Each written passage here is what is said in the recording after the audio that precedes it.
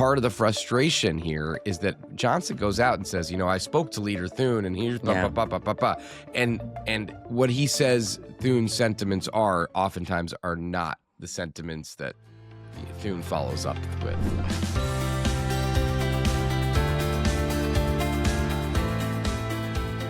Good morning, I'm Anna Palmer. And I'm Jake Sherman. And welcome to the Daily Punch, brought to you by Punchbowl News. It's Thursday, November 20th, 2025. Let's get into the mix. Here are your Washington headlines of the day. Number one, is the bromance over? Tensions rise between John Thune and Mike Johnson. We've got all the details.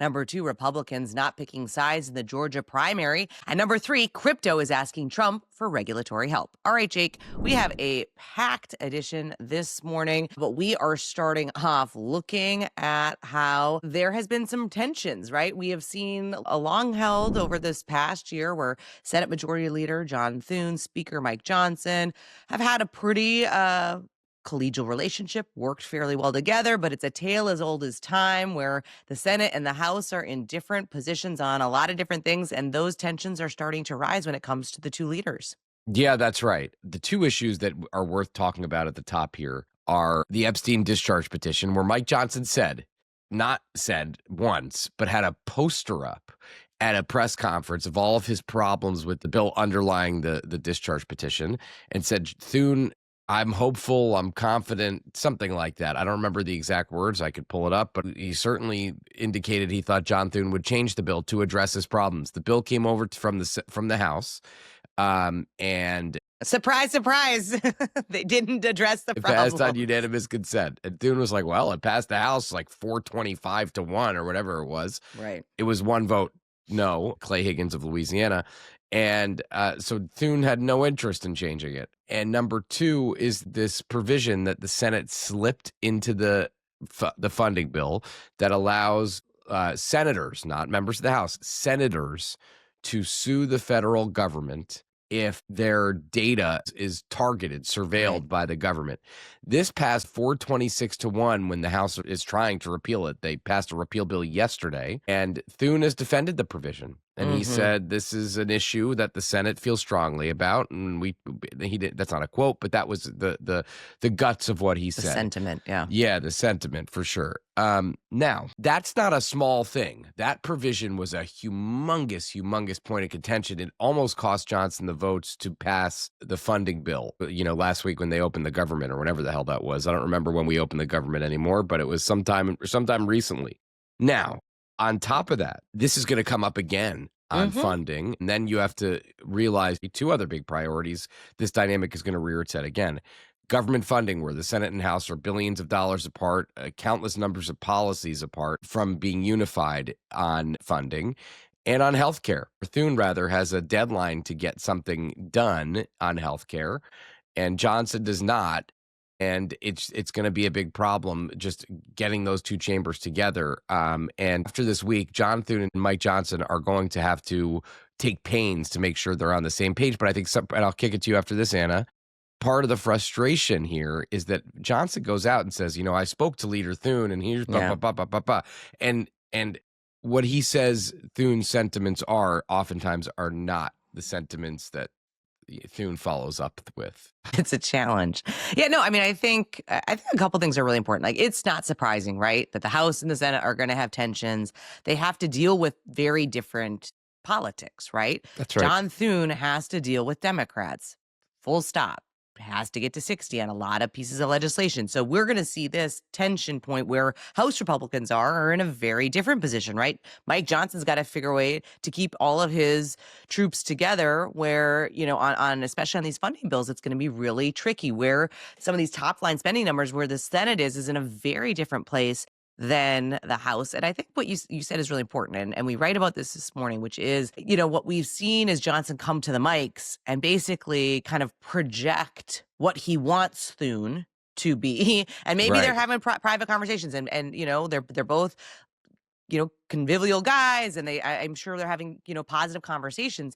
But instead of saying where Mike Johnson is, he's trying to kind of almost not, in a nice way, strong arm Thune to say, well, he said he's going to be doing this. And, John Thune has to look around and look at the politics that he has to deal with, and clearly is not afraid to be in a different spot than Mike Johnson. And we're going to see this play out. And the question will be, at this point, it's everybody says we get along, we have a good working relationship. They're still doing their meetings, but does the tension ratchet up when the pressure gets higher and when they aren't necessarily on the same page? For the shutdown, they were in lockstep. It worked really well for both of their politics to be in that position. But going forward, you're going to see, I think, that tension rise quite a bit, and it's going to be interesting to see how they manage that. A couple other big things, Jake, in the top I Yeah. want to note here. We've got some news at the top. Representative Brian Fitzpatrick, the Republican from Pennsylvania, huddled with Johnson on the House floor Wednesday night to talk about Russia sanctions.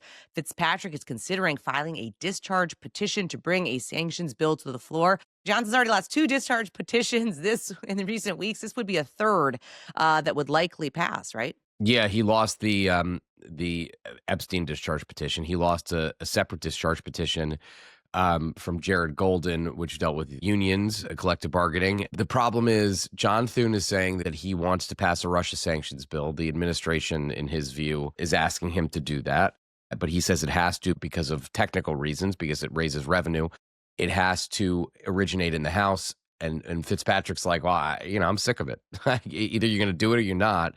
And I could put this discharge out there. And I think that Johnson is trying to figure out whether he could put it on the floor. I don't think he wants a discharge petition. This discharge petition, let me put this very clearly, will get to 218.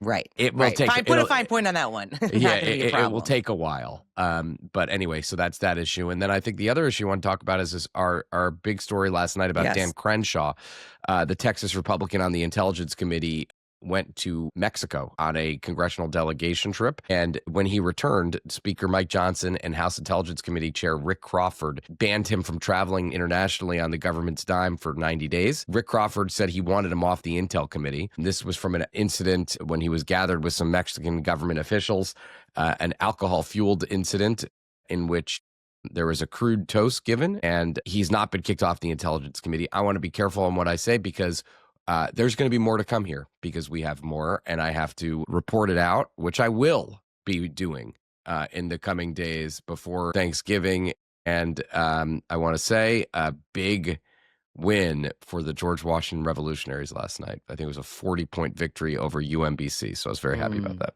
All right, let's move to the number 2 story of the morning. Man, this Georgia's Senate GOP primary is the gift that keeps on giving to political reporters, Jake. It is getting messy with bitter infighting with 3 candidates in the race there. There's Representative Buddy Carter, Mike Collins, and Derek Dooley fighting it out till May 2026. And, it's fascinating because it's getting ugly, but really at the national level, you don't see John Thune or others trying to say, hey, we're going to back one of the candidates at this point. Yeah, I always say, and this is an issue I've talked about for a long time, if you're a congressional leader of either party, you should be at least in the business of winning elections, which means you should be involved in choosing who your candidate is in a primary because you want to get the candidate that you believe can win. The leadership is not getting involved in the 3-way primary between 2 congressmen, Buddy Carter of Georgia, Mike Collins, obviously of Georgia, and Derek Dooley, a former football coach that Brian Kemp, the popular governor of Georgia, is supporting. And that's leading to just like a messy situation because Brian Kemp's nonprofit, a political group associated with Brian Kemp, ran an ad earlier this month attacking Carter and Collins for the government shutdown. And of course, Republicans say that they weren't responsible for the government shutdown. So that's off message. They got to figure out a way to get this primary over with and to clear the field. This should be the race that Republicans should pick up, right? Yeah. I mean, if you're looking at their map, John Ossoff is the most vulnerable Democrat in the Senate. Yeah, yes. And guess what? In the third quarter, he raised $12 million and he has $21 million on hand. Derek Dooley raised 1.9. Buddy Carter raised 1.1. That is not 12 million. Not $12 million. Jeez Louise. Sorry, Collins raised 1.1. This should be the easiest opportunity, and Ossoff is able to kind of skate in a sense because they have this messy primary on the Republican side. And they're going to have name ID issues. I mean, even though there's a couple congressmen, none of them have won statewide. Nope. This is going to be the longer this lasts, the harder it is for Republicans, right? Yep, completely agree. To make inroads here. Going to be really something to watch. Let's move on to the number 3 story of the morning from The Vault, which is, of course, our premium policy coverage covering tax, trade, financial services. First in The Vault, a large coalition of crypto companies and trade associations are urging President Donald Trump to take, quote, immediate regulatory steps to support the industry. Crypto's ability to kind of navigate Washington as a new industry is something that we've been watching super closely, Jake. Yeah. They released a letter that laid out to Trump several priorities: tax clarity, regulatory clarity, and decentralized finance. The group would like to see implemented, led by the Solana Policy Institute, which has hired, I believe, a bunch of lobbyists recently, and joined by groups like Blockchain Association, Crypto Council for Innovation, Uniswap Foundation, Digital Chamber, DeFi Education Fund, and Paradigm. Anna, if you're a crypto entity, company, group, this is the time to get a lot of policies you want, because Trump has said he wants to make the United States the crypto capital of the world. And of course, we should mention Donald Trump has his own crypto company. Right. That ostensibly he's not running, but is being run by his family. And he has raised gobs of money from the crypto industry.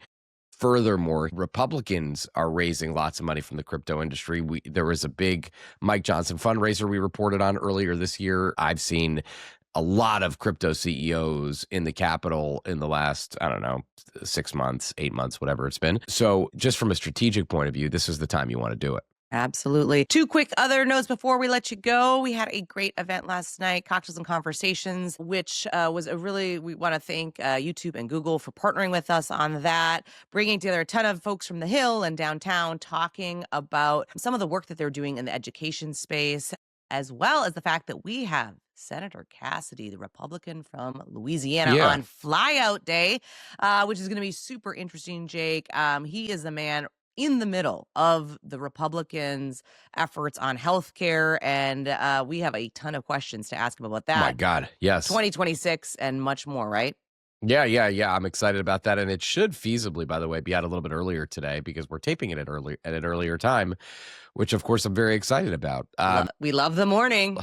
This is our last episode before the Thanksgiving break. We'll be back after Thanksgiving, not of Daily Punch, of yes. We'll be here next week with you, just driving right almost up to Thanksgiving. So yes, happy Thanksgiving in advance. Thank you all so much for listening and watching. We appreciate it. If you like the Daily Punch, share it on social media. Tell your friends. It's the best way to find out about us. And of course, you can go deeper on all these issues and more by going to punchbowl.news. Sign up for our free morning newsletter. Have a great day and stay safe, everybody.